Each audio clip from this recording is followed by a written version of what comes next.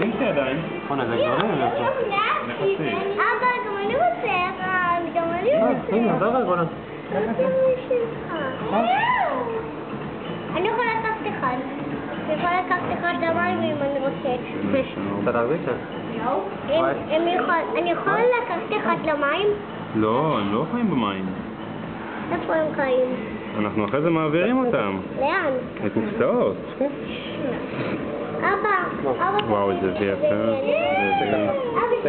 שנייה, בא לי לראות את המחשים, שנייה. איזה יפי. אבא, תיקח נחש כזה. כן? יאפי. מה אתה מחפש? מה אתה רוצה להראות לי גדולה? הנה, זה. התינוקות. הם תינוקות, הם נולדו היום. הם בני יום. הם נולדים רק היום? כן. מה אתה רוצה להראות לי? תחזיק חזק, לא תפחד. תחזיק חזק, תן לי. אני יכולה להביא לך. בוא, תסתכל, רואי. אתה רוצה לראות מאיפה הם יצאו? תסתכל.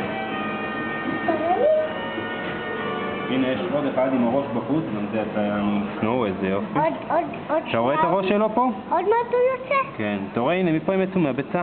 אתה רואה? זה הביצה שלהם. אתה יכול לשים אותו כאן שאני יכול לראות איך הוא יוצא? הוא לא יצא עכשיו כשאנחנו מסתכלים עליו, הוא יוצא רק כשאין אף אחד.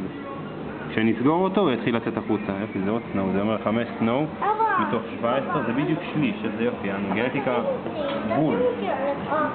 תשים אותך לך שאחד, אני יכולה לקחת אחד, אבל אני יכולה לקחת אחד הביתה?